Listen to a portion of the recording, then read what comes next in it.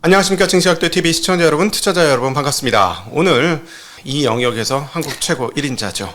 저의 연합인포맥스 짝꿍이기도 한 긴급 사태 진단을 위해서 모셨습니다.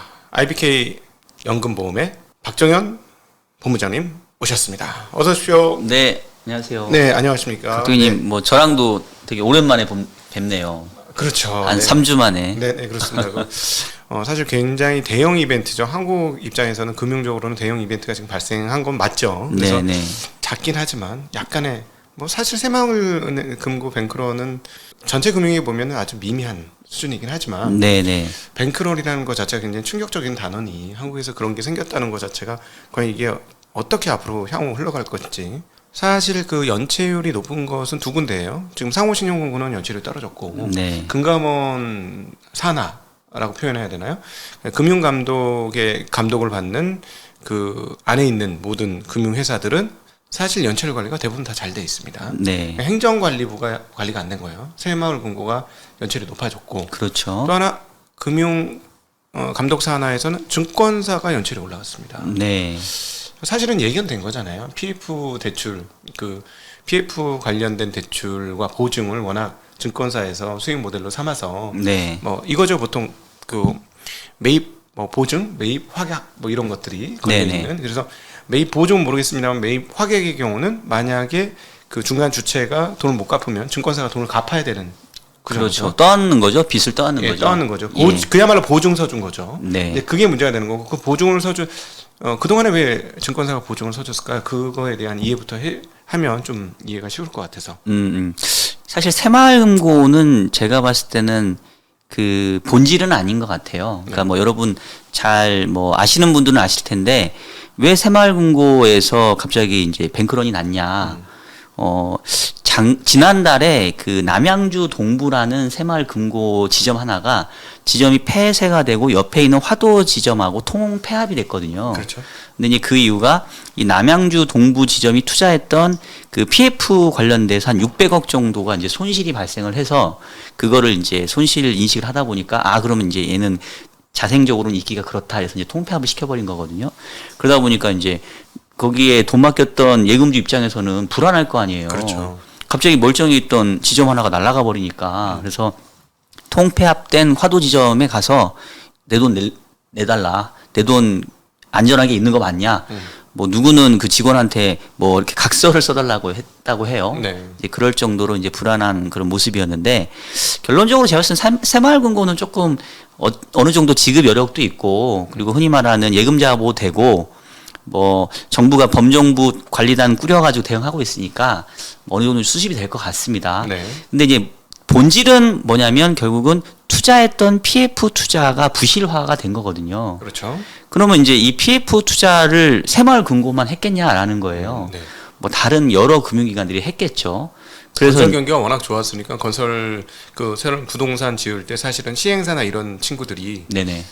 다 자기 돈을 갖고 하면 참 좋은데 네네네. 이 현장에서 보면은 진짜 간덩이가 커가지고 그런지 레버리지 10의 모수를 가지고 10배 이상의 레버리지를 빵빵 터트리면서 네네. 사업을 했고 네. 그 사업의 중간 과정에 시행사들이 인허가를 받고 예를 들어 토지 매입해서 계약하고 인허가를 받고 그 다음에 하는 게 이제 PF죠. 네네 맞습니다. 프로젝트 파이낸싱으로 돈을 땡겨오는 거예요. 네네. 일정 기간 동안에. 네네. 예.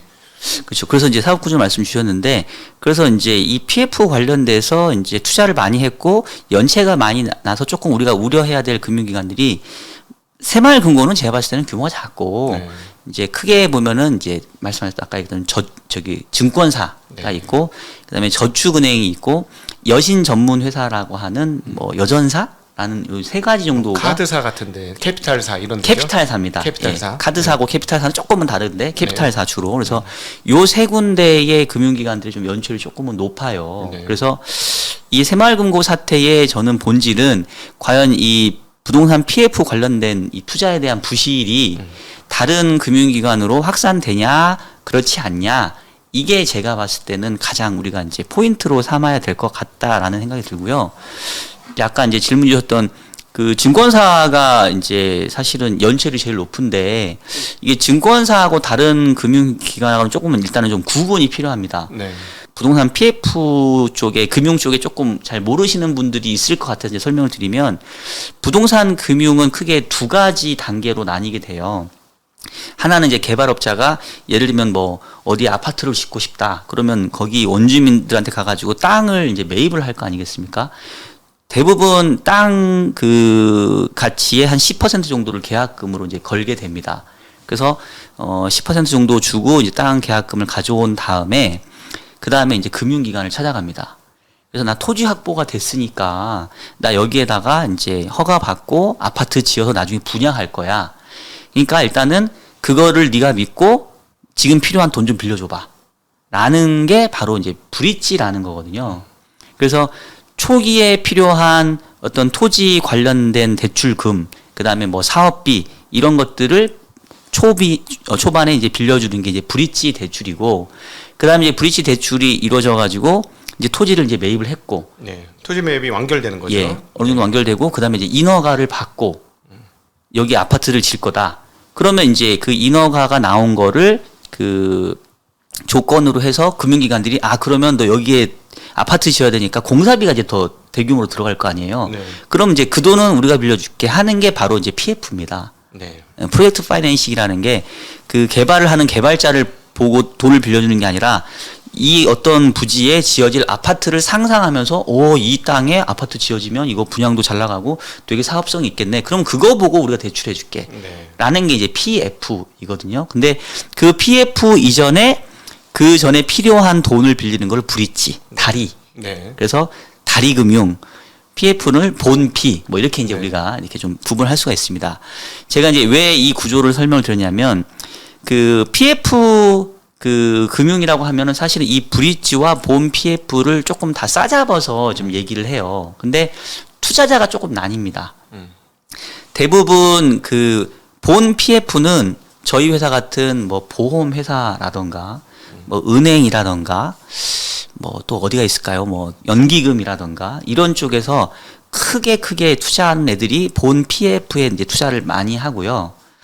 그 다음에 이제 앞단에 있는 브릿지는 조금 더 위험도가 높거든요. 왜냐하면 PF 대출이라는 거는 인허가도 나왔고 본 PF가 이루어지기 전에는 그 시공사가 책임 준공이라고 해서 내가 여기 아파트 책임지고 지어줄게. 내가 같이 연대 책임 져줄게. 이런 것들까지 다 담보되어 있기 때문에 사실은 PF로 넘어가게 되면 그렇게 크게 위험이 크진 않아요. 물론 이제 분양이 잘 될 거냐 하냐에 또 우려는 있긴 하지만 근데 브릿지는 인허가도 나기 전이에요. 그리고 사실은 이게 인허가가 날지 본 PF가 일어날지도 몰라요. 네. 불확실성이 쌓여 있는 거죠. 그냥 말 그대로 장밋빛 전망만 가지고 브릿지 대출을 해주는 거니까 브릿지 대출은 좀 상당히 좀 위험합니다. 근데 이제 그 위험한 대출들을 주로 누가 많이 하냐면 이제 증권회사라던가 저축은행이라던가 그 다음에 뭐 캐피탈 회사라던가 이렇게 조금 높은 수익을 내야 되는 기관들이 있잖아요. 그런 쪽에서 좀 투자를 좀 많이 하고요. 그 다음에 특히 이제 증권사는 여기서 어떤 역할을 하게 되냐면 뭐 금융 주선 이래가지고 소개팅 시켜주는 거예요. 네. 돈 필요한 그 개발자하고 그 다음에 돈이 남아도는 금융기관하고 서로 소개팅 시켜줍니다. 근데 소개팅 시켜주는데 공짜로는 안 해주겠죠. 네. 돈을 엄청 많이 받아요. 이게 바로 뭐 금융 주선 수수료 뭐 이런 건데 처음에는 증권회사가 이런 금융 주선 수수료로 이제 맛을 들인 거예요. 네. 얘는 소개만 시켜줬는데 돈을 주네? 너무 좋잖아요. 네. 근데 어느 날 보니까 그 소개를 시켜줬는데 그 이 PF 또는 브릿지도 선순위, 중순위, 후순위로 이렇게 위험에 따라서 구분이 되는데 예를 들면은 가장 먼저 변제를 받을 수 있는 선순위 투자자는 널렸어요. 네. 근데 그 다음 단에 받쳐줄 중순위나 후순위는 좀 애매할 때가 있거든요. 그럼 그때 증권사가 자기가 들어가죠. 네. 이거 속된 말로, 속된 말 안 할게요. 하세요. 괜찮아요. 네. 몸빵. 네, 네. 몸빵. 제가 쓰는 건 아니고요. 네. 예, 이제 업계에서. 그래서 이제 증권사가, 그래? 그럼 선순위 투자자는 구했고, 중순위, 후순위는 내가 그냥 대신 터줄게. 네. 이렇게 해서 이 거래를 완결시키죠. 그러면 이제 이 수수료를, 소개료를 두둑히 받으니까. 예. 근데 이제 생각을 해보면 증권사하고 다른 금융기관이 다른 거는 다른 금융기관 예를 들면 뭐 보험이라든가 연기금 이런 쪽은 흔히 말해서 이제 계속해서 자금이 들어오잖아요. 예. 근데 증권사는 뭐 수신 기능이 없죠. 네. 그러면 이제 얘네들은 그 한두 건 이렇게 그 투자를 할 게 아닐 건데, 즉 중순위나 후순위 투자를 할 게 아닌데 얘는 돈이 어디서 나는 거죠? 다른 사람들한테 차입을 하겠죠. 채권을 발행하든가. 그렇죠. 그거를 우리가 이제 유식화 말로 하면 유동화를 한다고 하죠. 네. 내가 예를 들면 브릿지 중순위 정도에서 한 15% 정도의 수익률이 나와. 이걸 이제 증권사가 먼저 투자를 해요. 그리고 그럼 이제 15%의 캐시플로우가 나올 거잖아요. 그거를 담보로 해서 그 흔히 말하는 유동화 증권을 발행을 합니다. ABCP 같은 거. 그렇죠. ABS, 뭐 ABCP, 또 뭐 ABS-TB 이래가지고 전단체, 네. 뭐 이런 형태로. 이 선중 후순위를 담보로 해서 만든 유동화 증권. 그렇죠. 네. 그래서 이제 그런 형태로 증권사가 상당히 많은 이 PF뿐만 아니라 브릿지 단계에서 많은 이제 투자를 해줬고, 그거를 유동화해서 또 이제 조달을 한 거죠. 네. 근데 이제 여기서의 그 위험은 뭐냐면, 브릿지 같은 경우도 짧아야 한 1년에서 한 2년 정도 기간이고, PF 같은 경우는 우리가 아파트 지려면은 뭐 처음에 이렇게 허가 떨어지고 나서 첫 삽 때도 준공까지는 한 3, 4년 걸리잖아요. 네. 근데 이제 그 우리가 금융에서 가장 기본이자 또 그 위험한 게 만기 불일치거든요. 네. 사실 SVB 사태도 만기 불일치에서 시작을 했죠. 그렇죠. 내가 예금은 짧게 받고 투자한 자산은 장기채를 투자했잖아요. 그럼 만약에 짧게 예금 그 맡긴 사람이 내일 당장 돈 줘 하면은 내가 장기에 묶어둔 장기채 어떻게 할 건데 만기까지 못 가져가고 팔아야 되잖아요. 그렇죠. 그러니까 이제 가격 손실이 발생해서 이제 위험이 생긴 거죠. 예전에 뭐 각도기님은 기억하실 것 같은데 저는 어려가지고 97년도 외환위기 때 뭐 종금사들이 네. 뭐 그런 거 행태 많이 했잖아요. 일본에서 아주 싼 이자로 예. 장기 짧게 빌려가지고. 짧게 단기채를 빌려와서 장기로 빌려주고 나서 갑자기 IMF가 와서 은행에서 줘. 네. 일본에서 회수를 해서 예. 사실 종금사 부도가 일본 회수로 이루어졌다. 그리고 IMF의 가장 강력한 역할을 한 것은 일본이다. 뭐 이런 뭐 얘기가 그런 많이 얘기가 하죠. 있죠. 네. 그러니까 이제 이게 선진 금융 같지만, 왜냐하면 결국 기본적으로 우리가 짧게 빌리는 이자랑 길게 빌리는 이자랑 다르잖아요. 네. 이자가 그렇죠. 그래서 나는 짧게 빌려서 이자를 조금만 주고 나는 길게 빌려주고 많은 이자를 취하는, 네. 우리가 이거를 이제 갭핑이라고 얘기를 해요. 갭 투자 같은 거네요. 그렇죠. 갭 투자 같은 겁니다. 예. 네. 짧게 빌려서 낮은 금리로 조달하고 길게 빌려줘서 높은 금리를 취하는 거. 그러니까 일종의 이 부동산 PF 또는 브릿지 관련해서 이 증권사가 했던 행태가 이런 갭핑이에요. 그러니까 실질적으로 자기네들이 대출해주는 기간은 긴데 이거를 유동화해서 조달하는 기간은 짧습니다. 네. 통상 한 3개월 정도 돼요. 우리가 이제 전단체라고 얘기하는데 전자 단기 사채를 줄여가지고 전단체 이렇게 부르거든요. 네. 이제 대부분 이렇게 짧은 만기에 한 3개월 정도로 계속 자금을 조달하고 실제 투자는 뭐 1년, 2년, 뭐 3년, 5년 이렇게 좀 연결돼 있죠. 네. 그래서 이게 3개월에 한 번씩 롤오버가 되면 문제가 없어요. 근데 3개월째는 돈을 잘 빌렸는데 그 다음 3개월에 돈을 빌려고 보니까 안 빌려줘. 내지는 또 빌려준다 하더라도 너무 높은 금리를 달라고 해. 네. 그러면 이제 당초 계획했던 계획에서 틀어지게 되고 오히려 이제 배보다 배꼽이 더 길어질 수 있죠. 네. 예를 들면 나는 15%의 장기에 빌려주고 이자 받기로 했는데 작년에 레고랜드 사태 같은 경우는 전단체 같은 게 뭐 발행도 거의 안 됐고 뭐 거의 뭐 몇십 프로까지 아니구나. 뭐 10몇 프로까지 넘어가니까 이제 그런 경우에는 당초 생각했던 것보다는 이익이 훨씬 줄어들 수 있겠죠. 그래서 이제 증권사가 조금 이렇게 레버리지를 일으킨 그런 그 투자를 많이 했기 때문에 그래서 조금은 좀 증권사에 대한 우려가 있는 거고, 네. 특히나 다른 금융기관과 다르게 증권사 같은 경우는 이런 그 앞단에 있는 브릿지에 대한 대출을 많이 해주다 보니까 네. 사실 본 PF에 대해서는 그렇게 연체율이 많이 높아지진 않아요. 근데 앞에 브릿지 단계에서는 연체가 많이 발생하거든요. 지금 은행이나 이런 쪽은 뭐 연체율이 과거 평균 대비로도 낮은 상태 네, 유지하고 있더라고요. 그렇게 높지는 네, 않습니다. 지난번에 금융안전 보고서 나온 거 보니까 예. 대체적으로 그렇더라고요. 예. 네, 지금 그 증권만 이게 지금 고공행진을 하고 있는데 소위 말하는 노출도 익스포저라고 하는 게 있는데 지금 문제는 결국은 뭐냐면 노출은 돼 있는데 네, 쉽게 얘기하면 노출을 했는데 몸을 노출을 했는데 해가 뜨거우면 다 타버리는 거고 해가 약하면 노출을 해도 하나도 안 타는 거잖아요. 네네. 그러니까 이게 사실은 위험에 노출되어 있는 상황인 건데 네. 뭐 자본금이 튼튼한 체력이 좋은 애들은 뭐 예를 들어 햇볕 아래 있어도 뭐 난 피부가 좋아서 타도 하나도 안 아파 뭐 이렇게 하고 그냥 넘어갈 수 있는 애들이 꽤 될 것이고 네네. 근데 피부가 연약해서 이게 햇볕이 세지면 그냥 바짝 타가지고 아플 사람이 있는 상황인 거잖아요. 네네. 근데 지금 증권사 같은 경우는 자체적으로 그 외에 다른 사업을 통해서 지금 상반기에 뭐 이익을 꽤 많이 낸 회사들이 좀 있습니다. 네. 그러니까 이제 그 연체율은 올라가는데 심각할 애들과 그렇지 않은 애들이 좀 구분이 되는 상황인 거죠. 그렇죠. 네. 그러니까 결국은 말씀하셨던 것처럼 근데 이거는 이제 일종의 금융의 기법이고 또 증권사가 돈을 버는 하나의 사업부이기 때문에 그것 때문에 옛날에 뭐 IB 사업부에서 돈 엄청 많이 벌고 증권사의 이익이 늘어났던 하나의 효자였어요. 네.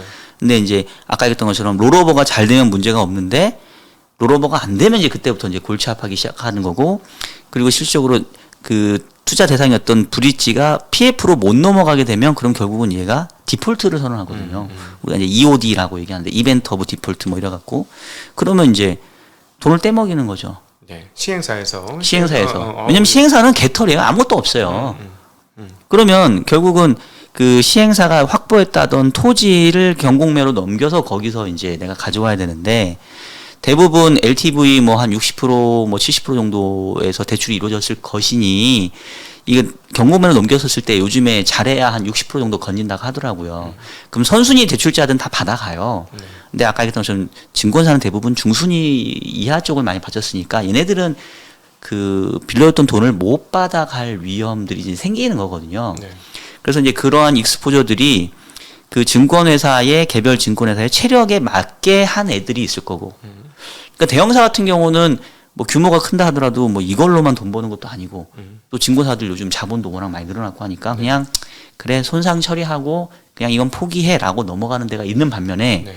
어떤 증권사는 여기에 막 목매고 해가지고 수익 나니까 뭐 집중했을 수도 있죠. 있죠. 수익이 쭉 나왔으니까 그동안에는. 그러니까 사이즈는 별로 안 큰데 그 자기 자본 대비로는 너무 많은 어떤 투자가 이루어진 이런 애들은 까딱 잘못하면 유동성 위기에 처할 수가 있겠죠. 네네. 그래서 작년에 레고랜드 사건 때도 뭐 여러 이제 증권사들 중에서 몇몇이 뭐 문제가 있네 마네 하다가 겨우 이제 넘어갔어요. 어떻게든지 해서. 근데 이제 제가 이제 여러분 그 오해하시면 안 되는 게 이번에도 그렇게 된다는 얘기를 지금 제가 하는 게 아니라 그런 구조적인 위험 요인이 있다. 있는데 혹시나 새마을금고 관련해서 다시 또 이 부동산 PF에 대한 우려를 건드리게 된다면 그렇게 자기 체력 대비 과하게 익스포저를 가져간 증권사들은 조금 유동성에 대한 경색이 다시 재발될 수 있는 위험이 있다. 자, 본질을 한번 건드려 봤으면 좋겠어요. 네. 결국은 본질은 부동산을 만들고 다 팔리면 아무 문제가 없는 거 아닙니까? 시행사는 사실상 시행사를 한 거를 옆에서 지켜보니까 왜 이렇게 부동산 하던 친구들이 시행을 하냐 그러면 한 번 성공하면 인생 역전이에요. 바로 이 사업 자체가. 그렇죠. 앞서 얘기 드렸지만 계약금 10%로 들고 시작하는 애들이 있어. 30억 정도 들고 시작하는 애들이 있어. 네. 우리 둘이 힘 합치면 하나 할 수 있는 거예요. 예를 들자면. 예. 예를 들자면 할 수 우리 있는 거야. 각도기님 한 25억 정도 있는 걸로. 아니, 그러니까 할 수 있는 건데 네. 해가지고 정말 그 건축까지 완공을 했어. 예를 들어 1000세대 건축까지 완공을 했어. 네. 이렇게 중간에 브릿지론 받고 그다음 본 PF 받고 하면 예를 들어 30억에서 시작했는데 300억 남는 건 유도 아닌 거예요. 그렇습니다. 맞습니다. 예. 예. 많이 남으면 뭐 돈 천억도 남아. 내가 보니까 야, 2, 3년 만에 3천억씩 번 시행사도 있더라고요. 그러니까 한 번 성공만 해도 팔자를 고치고 뭐 두 네. 번만 성공하면 그냥 재벌이 되죠. 예. 네. 맞습니다. 2년 만에 3,500억 버는 사람을 내가 옆에서 봤어요. 그래서 이게 보면서 레버리지도 세상에 이런 레버리지는 이전에는 없었다. 아, 그렇죠. 야, 진짜 이 당군일의 최대 레버리지 사업이 시행 사업이구나. 그러니까 사람들이 여기 이렇게 뛰어드는 건데 네. 이건 결국 이제 끝까지 완공이 되어서 분양률 7, 80% 이상만 나오면 네. 사실 흑자 나는 사업인 거예요. 그렇죠. 보면. 그럼 결국은 지금 아무리 위험하다고 해도 집이 잘 팔리면 아무 문제 없는 거잖아. 그렇죠. 근데 이게 문제인 거잖아요. 맞습니다. 본 PF도 잘 받고 사실 브릿지론도 이렇게 약하게 안 하고 돈을 충분히 갖고 이전 브릿지도 하고 본피도 충분한 돈을 갖고 했다고 해도 네. 분양이 7할도 안 돼. 그러면 이거는 좀 심각한 상황인 거죠. 그렇죠. 그리고 이제 분양을 했음에도 불구하고 마지막 잔금이 안 치러져. 네네. 이러면 문제가 되는 거죠. 개인도 코피가 터지지만 분양받은 개인도 코피가 터지지만 제가 그렇죠. 보니까 경기 지역에 지금 상당히 심각한 데가 많은 것 같은데 네. 양평 그렇습니다만. 네. 그러니까 사실은 이제 저는 그러니까 근본적인 원인은 금리 상승에 따른 약한 고리가 이제 하나씩 깨지는 과정이라고 봐요. 그러니까 과거에 저금리 시절이 상당히 오래 있었었잖아요. 그리고 특히나 이제 코로나를 겪으면서 과한 유동성이 풀렸고 그때 또 부동산 시장이 또 어마어마한 호황을 누렸고 또 뭐 여러 가지 정부의 정책이 수요를 잡는 쪽에 포커싱 되다 보니 오히려 이제 시장의 어떤 내성을 키우면서 더 과열과 버블을 좀 일으켰던 게 있었던 것 같고. 네. 근데 이제 그랬던 저금리 환경에서 갑자기 코로나 끝나고 작년부터 금리가 이제 급등을 하다 보니까 모든 상황이 이제 다 거꾸로 이제 반전이 돼 버렸죠. 네. 옛날에 그러니까 결국은 이제 말씀했던 것처럼 시행 사업의 핵심은 결국 두 가지예요. 하나는 내가 얼마나 낮은 조달 금리로 그 조달을 하느냐. 두 번째는 그래서 내가 얼마나 싸게 아파트를 잘 져갖고 비싸게 파느냐. 이거거든요. 근데 지금 양쪽에서 지금 쇼크가 온 거죠. 첫 번째는 금리가 높아졌잖아요. 네. 그리고 이제 브릿지 단계에서 PF로 못 넘어가면 여기서 계속 한 바퀴 돌게 되면 대부분 브릿지의 금리는 거의 두 자릿수 넘어갑니다. 그러니까 나중에 설령 본피로 넘어가서 큰 돈을 번다 하더라도 브릿지 단에서 이제 자기 자본들이 막 갈아 없어지죠. 그리고 이제 그 과정에서 못 버티니까 다른 사람까지 막 끌어와가지고 정말 거의 그 사채 수준의 이자를 내면서까지 막 버텨요. 네. 그러다 보니까 실질적으로 성공을 한다 하더라도 수익이 많이 줄어드는 사업성 자체가 많이 나빠지는 부분이 있고 두 번째는 공사비가 많이 올랐잖아요. 그렇죠. 인플레이션에 의해서. 상당히 크더라고요, 그게. 예. 예. 뭐 시멘트 값, 철근 값 많이 올랐잖아요. 인건비가 많이 올랐답니다. 사실 자재값은 견딜 수 있대요. 그렇죠. 인건비 예, 많이 올랐죠. 예, 맞아요. 예. 그러니까 이제 그래서 인건비 낮추려고 이렇게 막 철근 빼먹고 그랬나? 설마 그런 바보 그러니까 같은 짓을. 그러면 안 돼요, 여러분. 네, 예, 절대 안 됩니다. 예. 하여튼 그러니까 이제 결국 시행을 하는 개발업자 입장에서는 옛날보다 훨씬 이자나 이런 걸로 금융 비용으로 많이 뜯겼고 옛날에는 싸게 지어가지고 비싸게 팔아먹을 수 있었는데 싸게 못 짓는 상황이 됐고 공사 기간도 막 늘어지고 맞아요. 공사기간 많이 늘었어요. 예, 이러다 보니까 이제 사업 수지가 상당히 좀 악화되는 그런 어떤 악순환이 되게 됐고 결과론적으로 어쨌든 간에 이게 분양만 되면 돼요. 그리고 이제 우리가 BEP가 되는 분양률 어느 정도 분양 이상이면 수익을 취할 수 있다라는 걸 우리가 이제 뭐 전문용어로 엑싯 분양률 뭐 이렇게 얘기를 하는데 말씀 주셨던 것처럼 한 70% 정도면 뭐 30% 미분양이라 하더라도 대충 똔똔은 칩니다. 네. 근데 지금 부동산 시장 자체가 너무 안 좋고 그다음에 지역별로 좀 차별화가 심한 것 같아요. 그렇죠. 서울 쪽은 뭐 사실은 여기는 그냥 뭐 아주 견조한데 네. 이거 지역을 얘기하기는 좀 그런데 뭐 저기 뭐 대구. 경기도 그렇지 대구는 뭐 지금도 뭐 미분양이 어마어마하니까 네, 이미 뭐 거기는 거기 수성구가 거기 가격을 깜짝 놀랐어요. 네. 서울 집값이더라고. 한참 때는 그랬죠. 그래서 너무 놀라서 이게 네. 과연 맞는 건가? 이런 생각을 했었거든요. 그리고 네네. 또요. 그러니까 뭐 그 정도인 것 같아요. 그러니까 약간 경기도 뭐 경기도도 그렇죠. 경기도 심각해 제가 네. 보기에는. 그 저기 영통이나 이런 데는 가보면 전부 아파트 산성이던데요. 네. 예, 그런 그러니까 쪽은. 이게 확실하게 그 일자리가 뒷받침되지 않는 네. 약간 애매하게 떨어져 있는 지역들은 말 그대로 수요가 좀 없으니까 미분양 많이 발생할 수 있겠고 미분양이 쌓여 있으면은 뭐 뭘 하려고 생각도 못 하겠고 그러니까 PF로도 못 넘어가고 네. PF로 넘어갔는데도 불구하고 시공사가 나 이거 안 질래 내가 짓는 게 오히려 손해일 수도 있겠어 중간에 이제 포기를 해버리는 경우도 있고 네. 실제로 지금 PF가 넘어갔음에도 불구하고 그 시공사들이 시공의 첫 삽도 안 된 사업장들이 되게 많다고 해요. 네. 얘네들도 계산기를 두드리겠죠. 아니 그러니까 내가 보기엔 오히려 브릿지론에서 끝나면 그게 위험이 그렇게 크지 않게 끝날 수도 있을 것 같은데 네. 본피 넘어가서 이게 진도가 안 빠지면 이건 좀 네. 심각한 거 아닙니까? 그런데 이제 금융 입장에서는 어쨌든 본피로 넘어가서 시공사가 책임준공하에 만들어 놓으면 지어 놓으면 건질 거라도 있거든요. 이거를 뭐 경매를 넘긴다 하더라도 땅을 넘기는 것보다는 아파트로 지어져서 넘기는 게 당연히 감정가도 훨씬 올라가 있고 회수율도 좋다. 회수율도 좋고 미분양은 어쨌든 우리가 시간을 놓고 보면은 시간의 문제일 뿐이지 이렇게 또 시간 가면 조금씩 해소되잖아요. 그래서 위험도로는 브릿지가 위험한 거는 맞고요. 네. 이제 본피 같은 경우에서 좀 문제가 좀 생길 수 있는 것들이 이제 조금씩 하나둘씩 나타나고 있는 그런 뭐 과정 뭐 이 정도인 것 같아요. 그럼 지금 그 부동산 단계 우리가 이제 부동산 그쪽에 다 분양이나 이 상황들 정확히 다 알 수가 없으니까 네네. 거의 다 지어서 마지막 잔금 50%를 치러야 되는 아파트가 있을 거고 네. 그 다음에 이제 막 중간쯤 짓는 데가 있을 거고 네.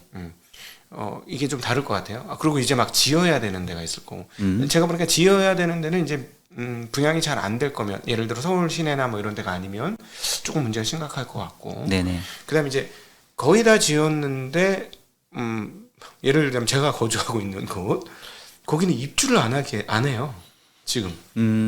최악의 경우는 입주 거부 사태 이런 게 발생할 수 있죠. 그냥 나 계약금 떼일 테니까 나 안 들어가 그냥 계약 포기할게 뭐 이런 경우들이 최악의 경우에 생길 수 있죠. 그렇게 되면은 그 다 지은 것들도 되게 힘들어지는 거 아니에요? 아 그렇죠. 예, 맞습니다. 예.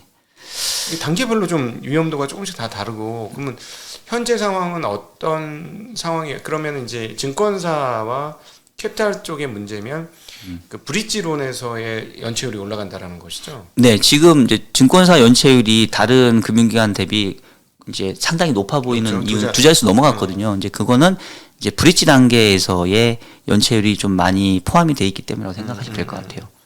근데 브릿지 규모가 그렇게 큽니까? 본피하고 비교할 수 없잖아요. 본피 규모가 뭐 한 10배는 더 클 것 같은데. 그렇죠. 사이즈로만 보게 되면 뭐 브릿지보다는 본피의 규모가 이제 훨씬 크긴 한데 네.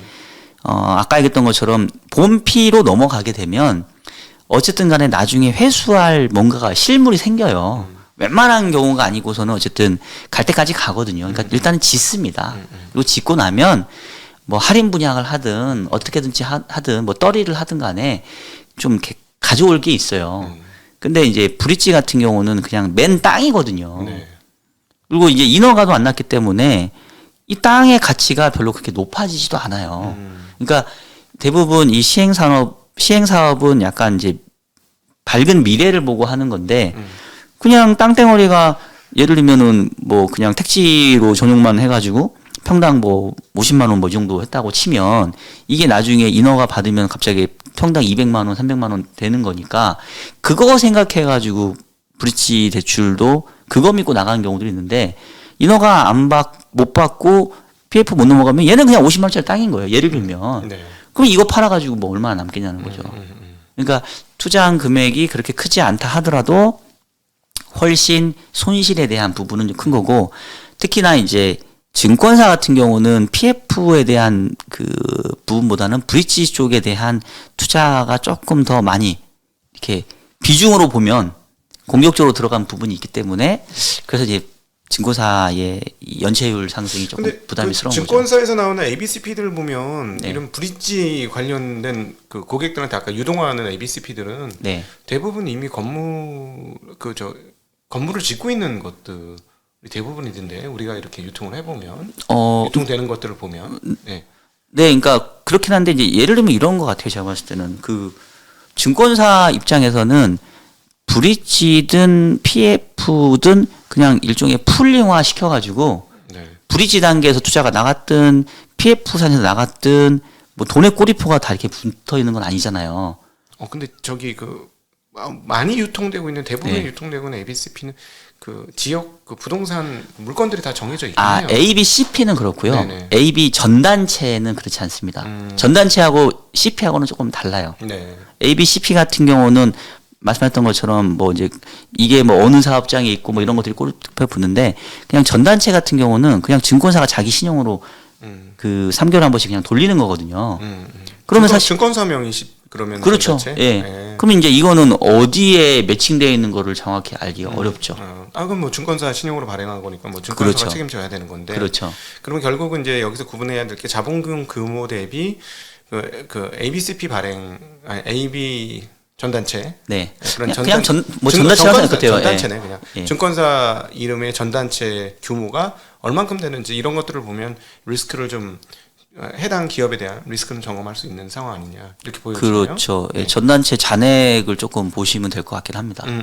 그러면 총 자본금 대비 그럼 이게 노출도가 어느 정도 되고 또 총 자산 대비 노출도가 어떻게 되는지 보면 이 회사가 위험한지 아니면 그냥 넘어갈 수 있는지 이렇게 판단이 되는 그런 상황이겠네요.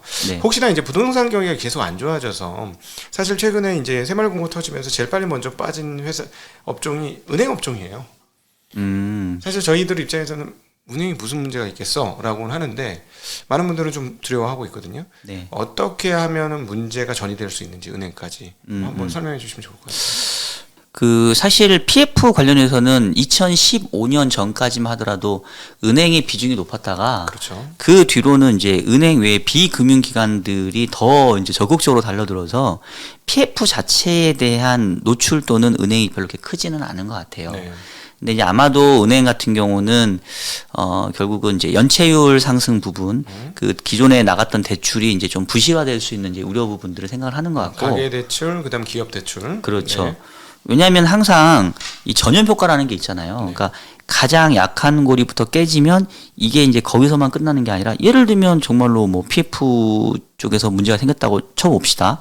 그러면 원래 PF만 그 문제가 되고 말아야 되는데 만약에 이게 그 본피로 넘어가가지고 뭐 시공을 하려고 했는데 이것도 이제 다 취소되고 이렇다고 한다면 뭐 예를 들면 건설사들 문제가 생길 수 있겠고 뭐 여러 거기에 엮여 있는 그 산업들 자체가 다 어려워질 수 있지 않겠어요? 네, 그렇죠. 그러면 내가 PF 때문에 대출 받은 것만 있지는 않을 거 아니에요. 네. 그냥 뭐 운영자금도 있을 수도 있고 뭐 여러 가지 자금들이 있을 수도 있고 그다음에 이제 거기에 또 그 월급 받고 하는 그런 뭐 여러 가지 근로자들도 있을 텐데 얘네들도 갑자기 이제 월급이 안 나오게 되고 시행사 같은 경우에 만약에 부도나게 되면 다 뭐 이렇게 일자리를 잃게 될 거고 그러면 그런 것들이 전반적으로 그 실물 경제에 악영향을 주겠고 개인 대출이든 기업 대출이든 이런 쪽에 이제 부정적 영향을 주기 시작을 하겠죠. 네. 그리고 역시 최근에 이제 고금리에 따른 그 충격이 저는 좀 시차를 두고 나타나고 있다고 생각을 해요.